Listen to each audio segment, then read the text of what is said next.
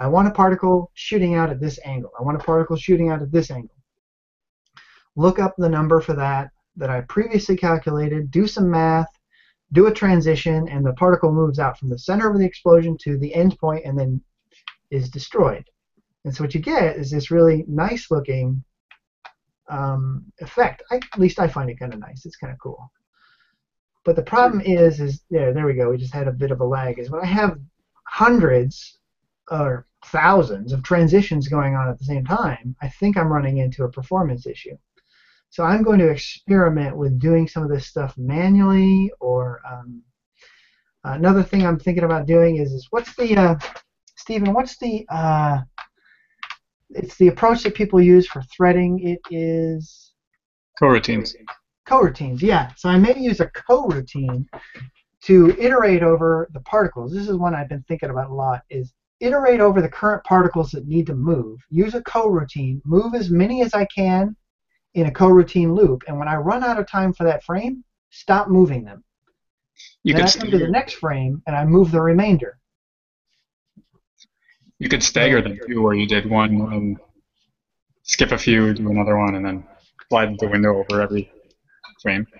Yeah, I could do that, but I think that if I use this coroutine approach, that it'll do something similar. I'm trying to get my screen back here. Sorry, it's got too much going on. I think if I use the coroutine approach, that will give me, in essence, the same result as skipping, but it'll be more accurate. I don't want to accidentally forget one for like 100 cycles and go, why is there still this particle that hasn't moved? But if I do them all, pause, do more, keep doing them in the time I have, it should visually look correct. But as I get more and more workload, I'll still be able to continue the rest of the operations in the game. That'll be interesting to see, because that's you're really talking about some ninja foo there. Yeah, it is kind of ninja foo, but you know, it's in reality, the only ninja foo part of it is the coroutine calls. Right. The loop concept is quite simple. Yeah, right.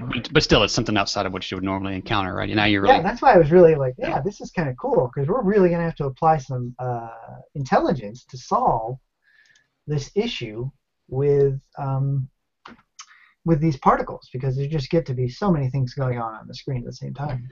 Okay, so going back to the conversation about the game being new or being old, right? I see that there are some similarities between the last game. The last game was a top-down shooter, and it had, I don't know, like what we would call it, boundaries. You know, bounding areas. It had the enemies were doing what do you call that?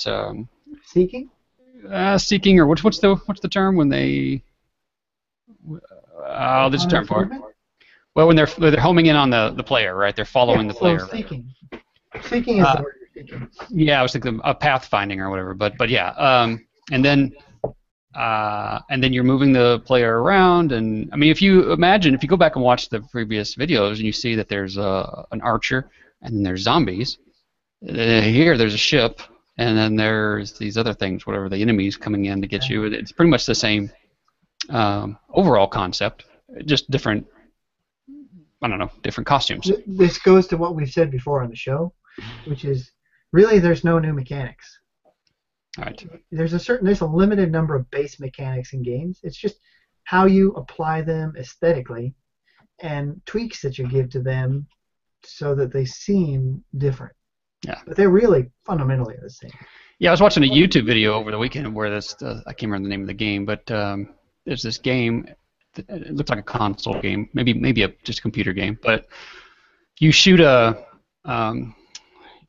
wire and you connect objects together, and then they get pulled around and slam into each other, and you know, and I'm like, well, it's got it's a 3D world, and your player is a 3D model, and you've got all these things that they're going on, but they're the sort of the I don't know, just they're just sort of the filler for this game mechanic, which is really, you know, plugging objects together and watching them smash together, and then letting the physics just happen, right? And I think that's all games, though. Yeah, well, that's what I'm saying, though. I mean, you really could apply that game mechanic to any kind of, game. It could be a 2D game. It could be it could be any kind of. It doesn't have to be like jumping on top of trains or planes or automobiles or whatever and doing it. It could be a simpler form too. I don't know. Sure. Just seeing, and I've seen that mechanic repeated in other games, and I don't know. It's just like all of a sudden you're like, wait a minute. The whole thing revolves around this one thing, right? Like when you're doing what's the game? What's the game where you're Assassin's Creed? Okay. I mean, Assassin's Creed. The whole mechanic really. I don't know if you want to call it a mechanic. I guess the premise is climbing walls. Yeah. Right. I mean that's it. Climbing walls and sliding down stuff and shooting guys. Yeah, I mean it's oversimplification to say that, but you get my point. Is that now? So. Actually, that's the essence of that game. Well, you see it being pulled into other games like I was playing Halo 5 over the weekend, and now you're like pulling, in Halo 5 you're like pulling yourself up over these ledges and getting up to places that you don't normally get to in the game without flying or doing some other maneuver. But here it felt very Assassin's Creed-like, and I was like, well, there you go. Just Cause. Well, Just Cause is the one I'm talking about. Yeah, that's exactly the one I'm talking about. Yeah. Just Cause 3, that's where one you're of my like, favorite games, though. They yeah. Not to wax on, but man, they really nailed it on Just Cause 2. Are you playing Just Cause 3 or 2? I didn't play it. I just saw the video for it. Oh well, Just Cause 3 is like ramped up Just Cause 2. More additions to the mechanic. Right. More variations on how you can use the same mechanics that you already had. Right, but it's still just all about that mechanic, really. Everything in that game is about grappling hook, flying, and driving things. Yeah. So, yeah. So anyway, yes. When we're looking at something like that, I'm looking at, like Sudoku. Put a grappling hook in it. Sudoku with grappling hooks. That's all I'm saying.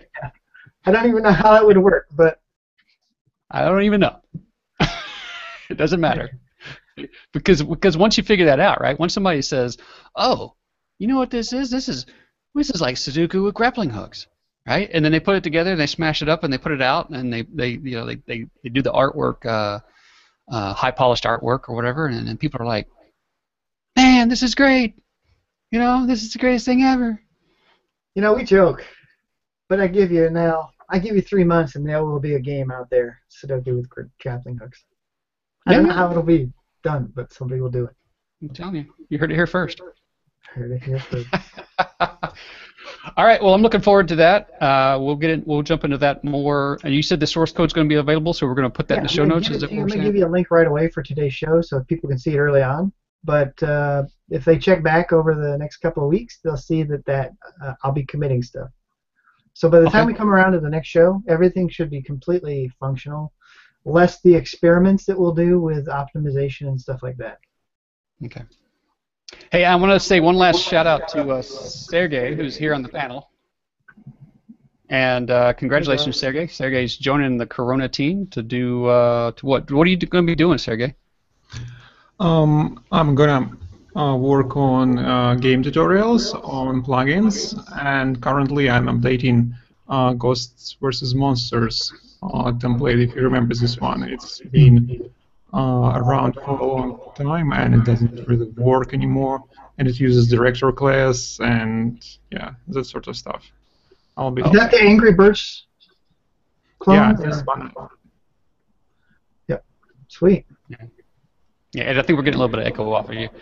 But yeah, that's definitely something that's needed. I know that Raj, one of the things that he wants to do is make sure that anytime somebody goes and pulls a code sample or something, that it's updated and works. And that that's one of the exponential things that we haven't been able to address. Some of these examples have come out over a period of years, right? Different people have developed them, and then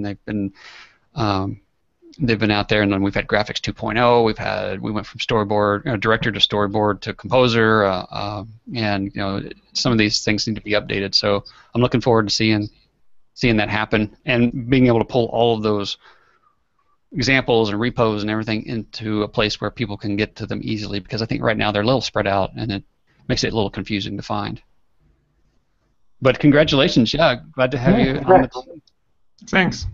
I'm glad to be here as well. Very cool. All right, well, guys, that's all we have for this week. Happy New Year if you're watching this show before, or even if after. Happy New Year.